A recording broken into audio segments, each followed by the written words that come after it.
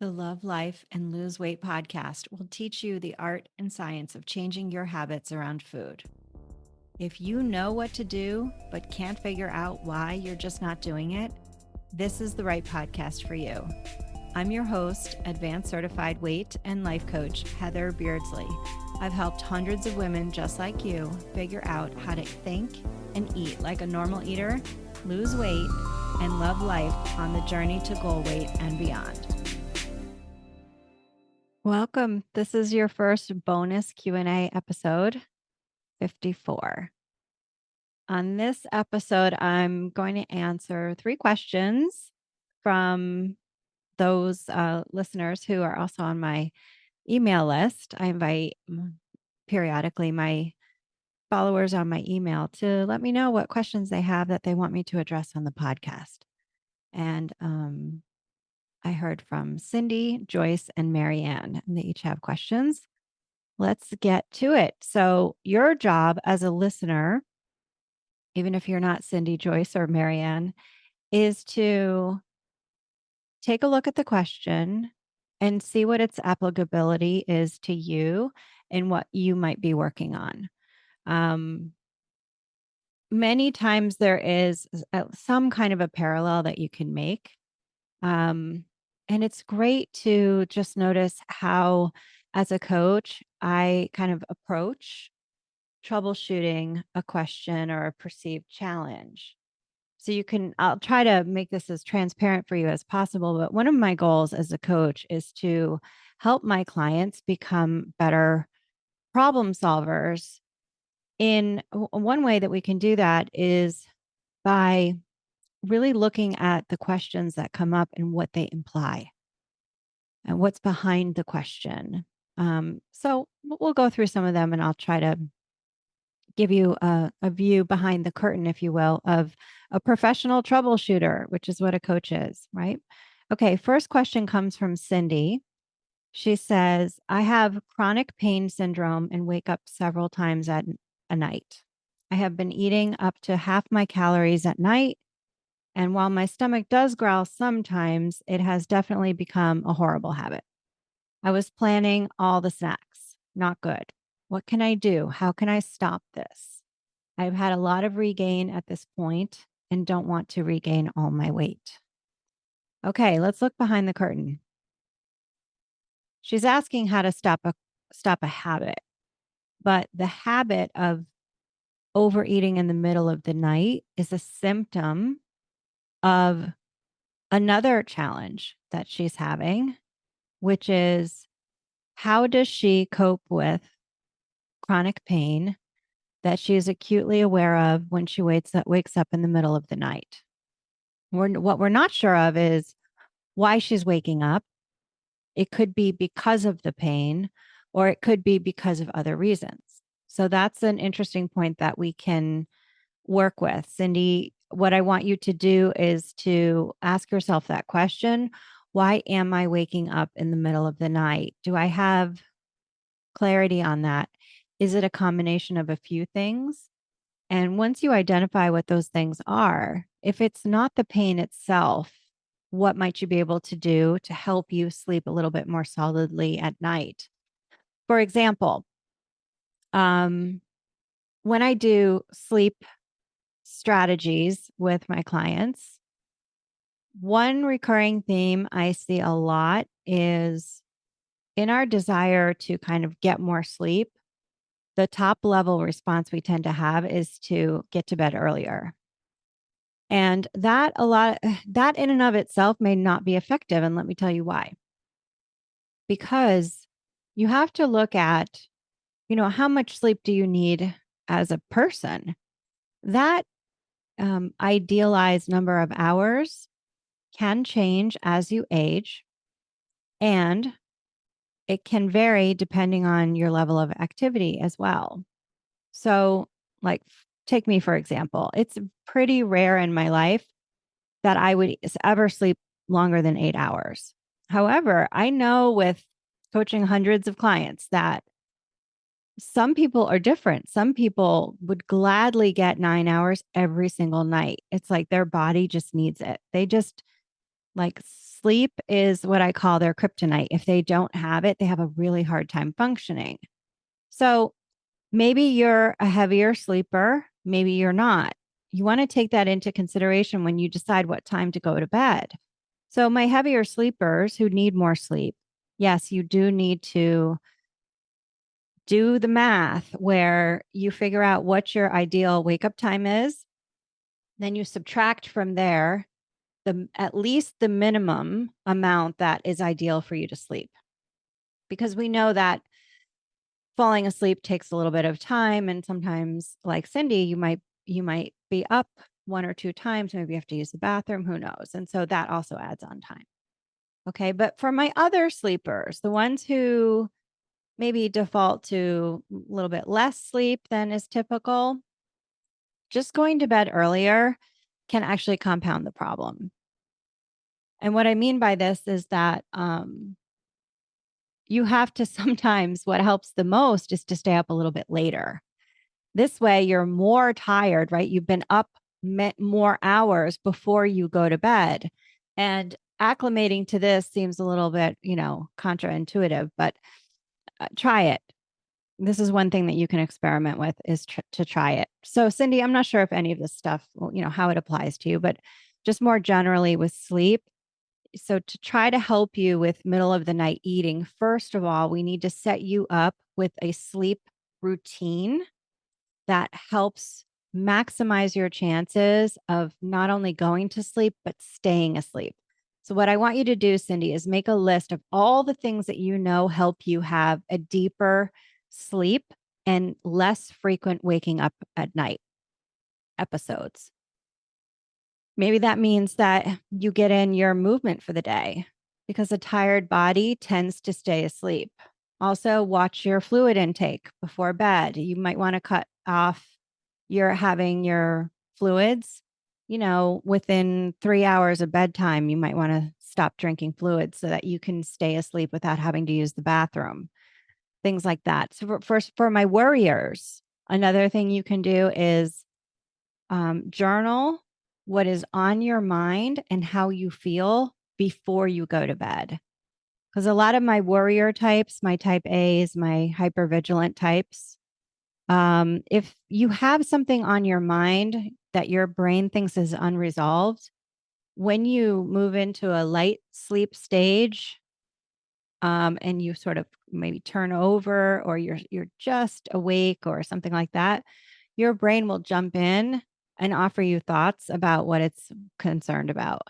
So the solution for this many times, what can help a lot is to address these concerns, these feelings before you go to bed. This way you go to bed with your brain having direction, focus, and clarity.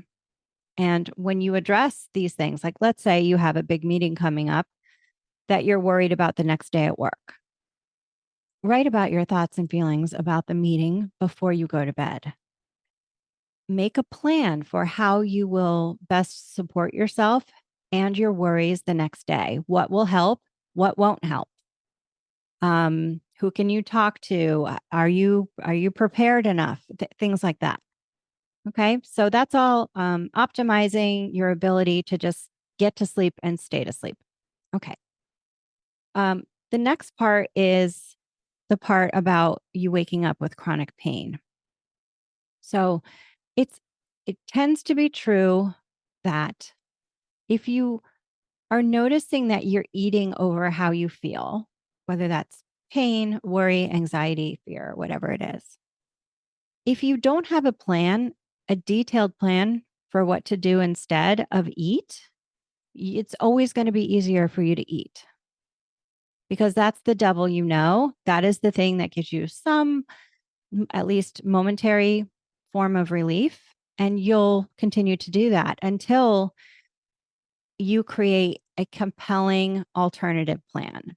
So, in the case of pain, I think it's helpful to think about developing a protocol for creating a better feeling relationship with your pain. So, the pain is sensations in your body. And then there's the emotions that you have about feeling those sensations in your body, right? There's body pain that is just the result of what's happening in your body. And then there's the thoughts about how you feel in your body. So those are two separate things. I do know, Cindy, that when we resist things as they tend to get amplified and feel bigger. So maybe what you could do, again, paradoxically, is anticipate feeling pain and waking up at night rather than sort of dreading it and hoping it doesn't happen. So you just say, okay, I'm going to plan for the version of me who wakes up and is feeling things in her body and also feeling emotions about what's happening. How can I think about this in a way that feels, at a minimum, more accepting? And then from acceptance, which is just not arguing with life as it is in the moment, then you can move toward compassion. What kinds of things can you say to yourself that help this? What kinds of things can you do to help you? Maybe you can tap. Maybe you can distract yourself by reading. Many times that's fine to do. You know, we don't have to address head on your relationship with your pain at 3 o'clock in the morning. Maybe this is just more about finding a better distraction other than eating, a distraction that has fewer consequences, like overfueling yourself consistently every night, right? And you know, what I do for that is I keep a Kindle app on my iPhone. And if I'm awake more than, I don't know, you know, I'm always guessing. I never really look at the time because I find that makes it worse. But if I have a sense that I'm up more than 10 minutes and I'm thinking thoughts, like active thoughts, then I will open up that Kindle app on my phone. I turn the backlight all the way down. Thankfully, I don't need my glasses to read up close. So I just read on the phone. And what that does is it gives your brain a different point of focus. Like your brain's like, no, the pain. Let's think about the pain, think about the pain, think about the pain. And if you do something else, like read on your phone, is just one example, then you're telling the brain, that's not what I want to focus on right now. And your brain, because you probably are sleepy, it just feels like you can't get back to bed. When it realizes, oh, she's not indulging in these thoughts about the pain that I think is, you know, super important right now, your brain does what I call it, just taps right out, and then you'll find that you might be able to get to bed easier. So it's a different point of focus. I would say, though, in general, even if you decide, like, okay, reading on my phone isn't for me, you've got to have solid boundaries about what you allow yourself to do and what you don't allow yourself to do. Knowing that everything positive that you can create comes from just a slightly up-leveled version of what you're already doing. So let's say every night you have X, Y, and Z foods. You said you're getting about half your calories. I assume that means you're eating a few different kinds of food. So maybe what you could say is, I only allow myself to have one kind of food. And that too would represent a level up from how you're eating right now. And if you just work with that, meaning, here's where I'm at with this habit of nighttime eating, and here's where I want to go. As long as what you're asking yourself to do with your boundaries represents an incremental improvement, you can feel really good about that. So, yeah, when you wake up and you feel the pain, acknowledge it, accept it. Try to think those thoughts on purpose that you planned for. And then when you are having thoughts about eating makes it better, sometimes you have to just say, no, it doesn't. And really be willing to tell yourself the truth about that. I mean, at the end of the day, what you're doing is you're sleep training yourself, just like we do with babies, right? Um, and there's different opinions on what's okay to do, right? I think just telling yourself, I never eat anymore, that might feel too hard. But for some of us where we know I just need to give myself a boundary, maybe that does feel like the easiest, quickest way to get the results that you're looking for. I would also say the foods that you're eating in the middle of the night over feeling pain, if you're not planning for them during the day, then your brain is going to look at that as a reward and it's going to encourage you to keep eating at night. So let's normalize those foods by putting those on your plan for the daytime. I also want you, Cindy, to make sure that um, you're not setting yourself up to be really hungry in the middle of the night. So that means, having your dinner at a regular time.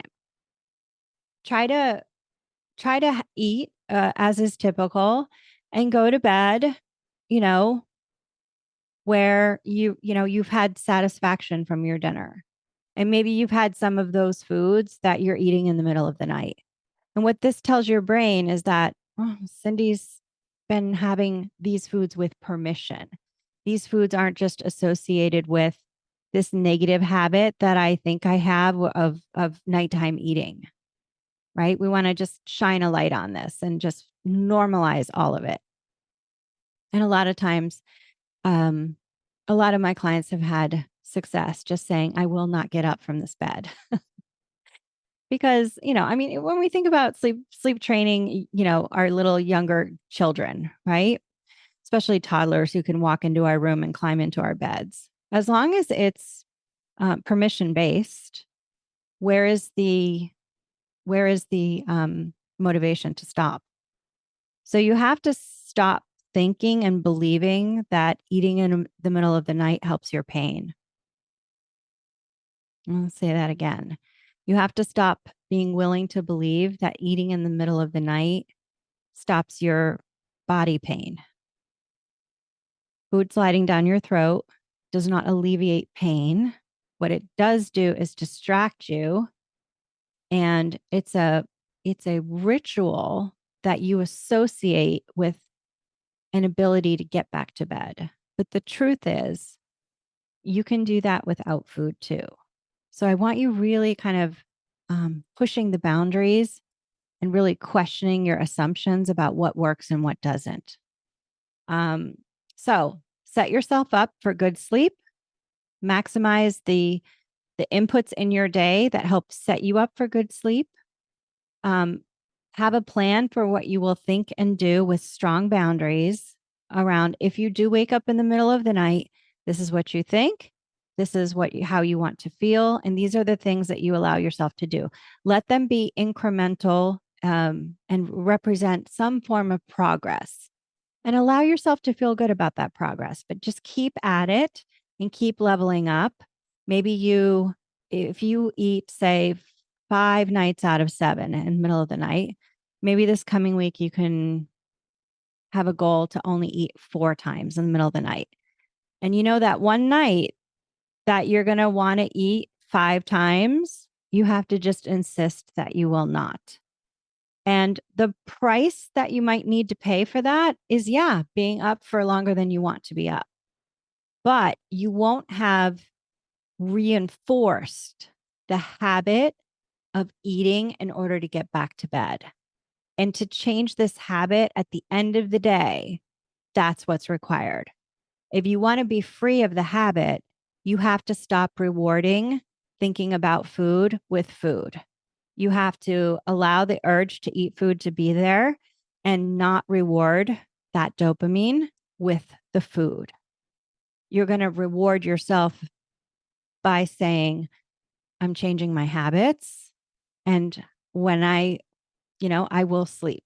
Maybe not the way I want to tonight, maybe not tomorrow night, maybe not for a whole week, but eventually I can change the habit. Okay. Cindy, you can go back into my previous episodes.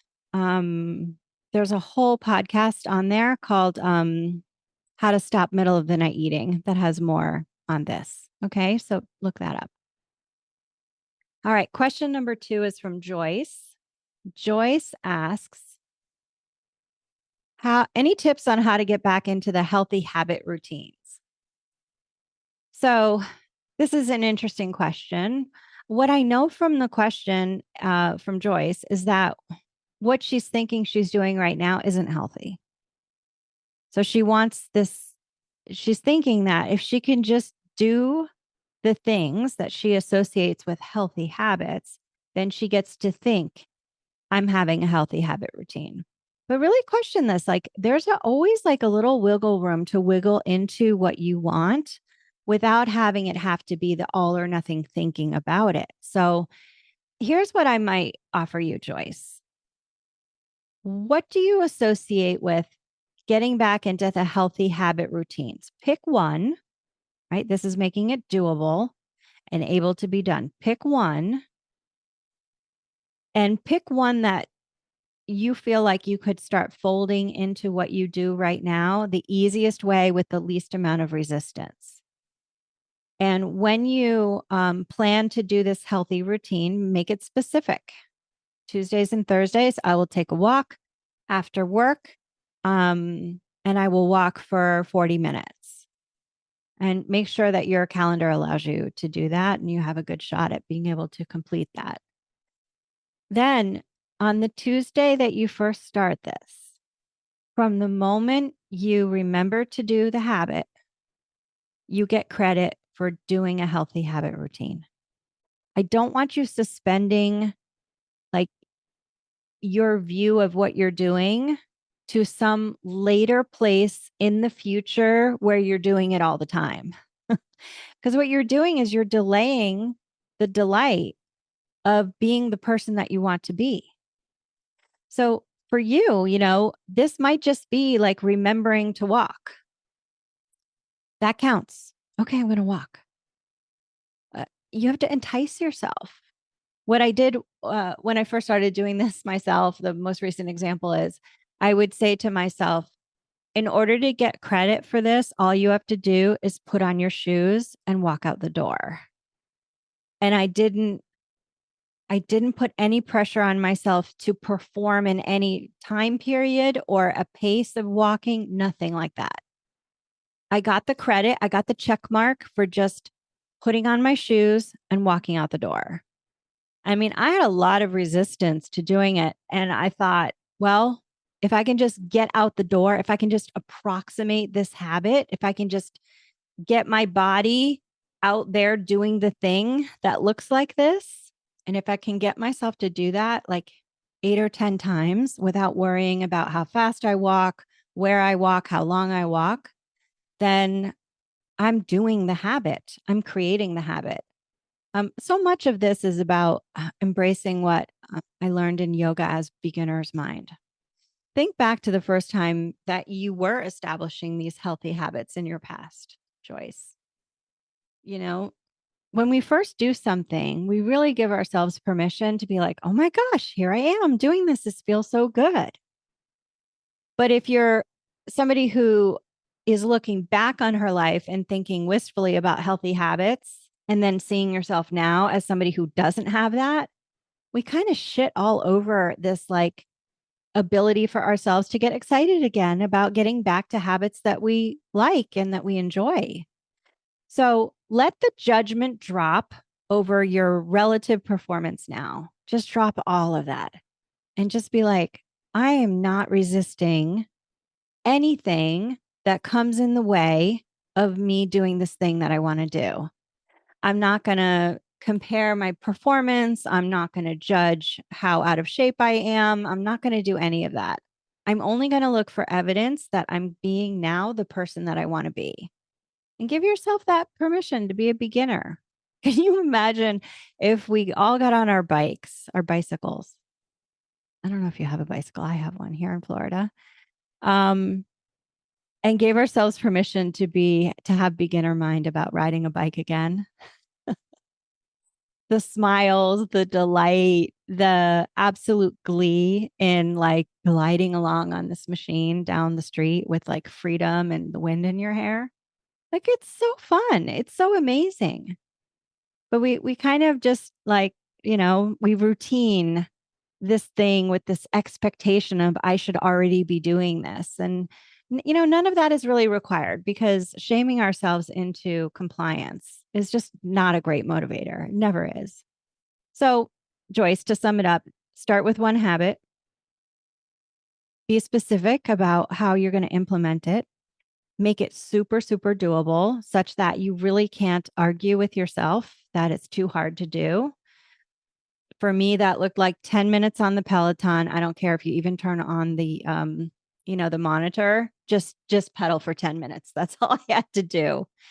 And then, let that be enough. And then just enjoy building on that. Enjoy building on that. And when you're doing it, be with yourself in the moment. Don't let your brain hijack you into the future or review your day. When you're doing a healthy routine, be present for it and let it feel really good. Like sometimes I do this when I have like a leveled up food for lunch. I just had a beautiful salad for lunch. And I do like how I feel as somebody who eats like a really yummy salad with like, I even threw blueberries in mine today. And I had cut up pepper in there and some shredded rotisserie chicken. And I just was thinking, like, this is so good for me. I have problems methylating B vitamins. And so the best place that I can get my B vitamins is from actually leafy greens. And so when I eat the leafy greens, I make it really lush in my mind. Like, this is so good for me. I love eating this. I love knowing like I'm giving myself these B vitamins that fill me with energy. So things like that. I hope that helps, Joyce. Thanks for writing in. All right. Final question is from Marianne. She says, a question or topic popping to my mind would be something along the lines of getting past the diet mentality of doing all the things now. Lately, I've been focusing on basically stopping at half my portion. I still struggle with hunger and enough, but stopping at half has helped me a lot, especially if I planned ice cream and really want it after dinner. So, curious what insights you might offer about letting go the speed trap diet mentality told us was possible and effective. Um, no shade to the people who have been doing all the things. I'm just not one of them. Thank you very much. Okay. So this is a common conception that we have been, yes, I agree with you, Marianne, kind of programmed to believe. The more right actions, and I say right actions with like air quotes around them, we can do, the faster we will get results. Okay, so let's go to logic with this. Why do we want fast results?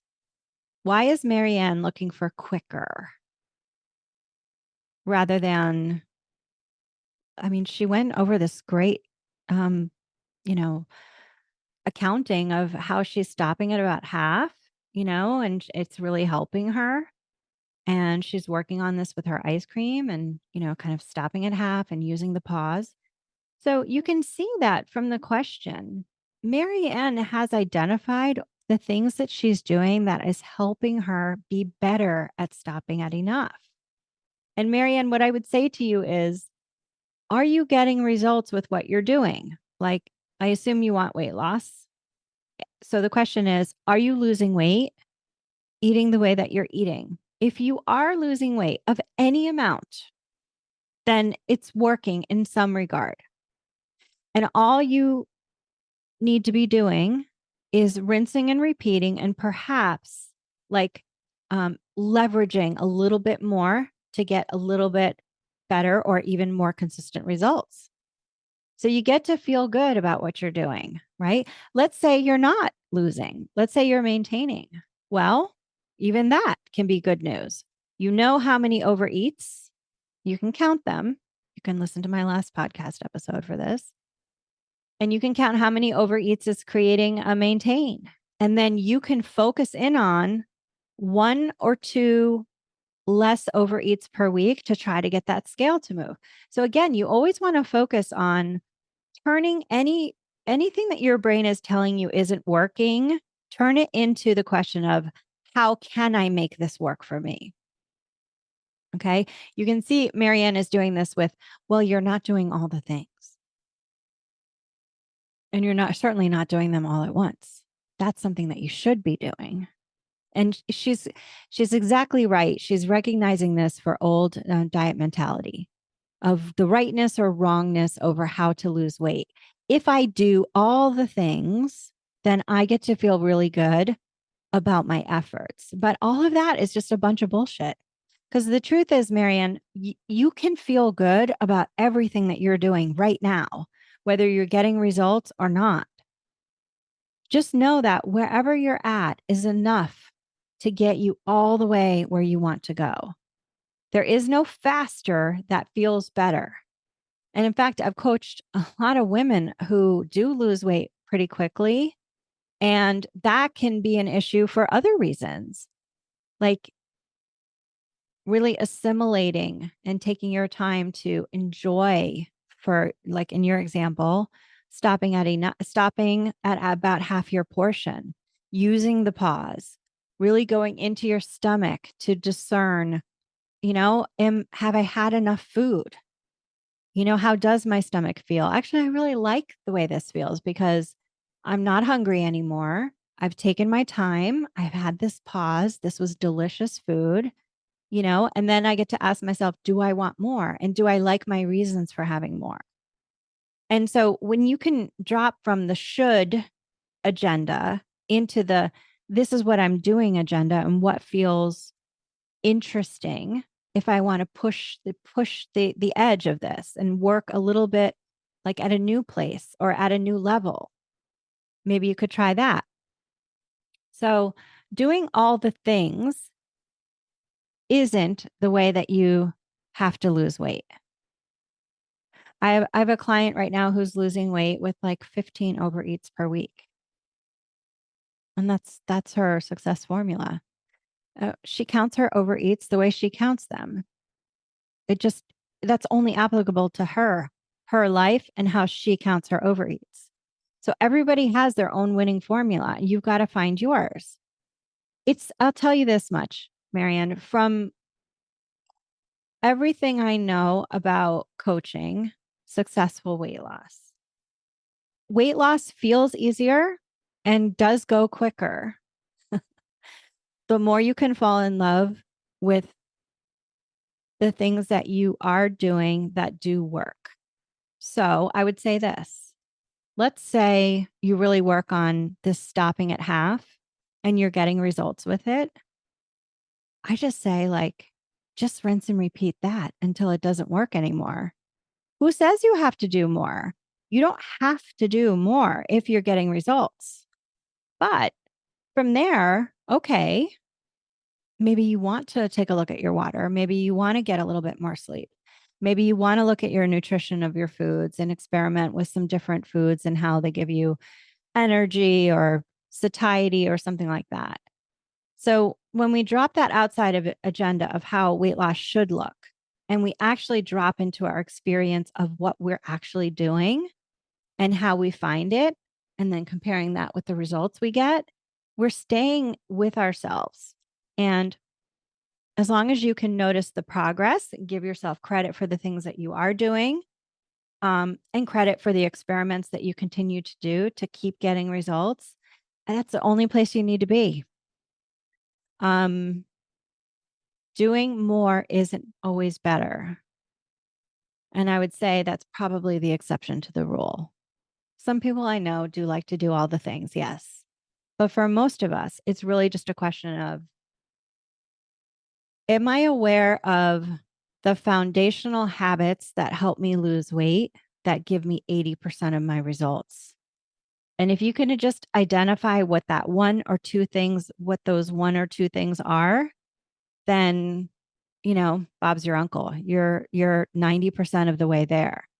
It's just about really, instead of thinking like you could turn your sentence to the opposite. You're thinking, I need to be doing all the things now, but what if the opposite is true? What if all you need to do is to fall in love with the habits that you're creating around food now? And that you don't need to add anything unless you're not getting results. Okay. And if you aren't, come over to Instagram and give me more information. You can DM me or you can put it in a comment on episode 54, the post on Instagram at Thrive in Midlife. That's where you can find me. I hope this has helped. Cindy, Joyce, Marianne, thank you so much for writing in. If this has helped you, may I ask you a favor? Would you go into your podcast player and please rate the podcast? That helps me so much to have the podcast found by new listeners, and it will help it come up in search results for people just like you who are looking for help and resources to help them lose weight without restriction. Okay. Thank you so much for doing that. I appreciate you. Yeah, I'll see you over on Instagram. And the next episode will be 55. I've got a nice surprise for you on that. Thanks for listening. Stay focused, and so long. Hey, if this episode resonated for you, then let's connect. Visit hbeardsley.com/subscribe. That's hbeardsley.com/subscribe and get on the list. You'll get a free gift, periodic coaching, plus advance notice of in-person events and workshops.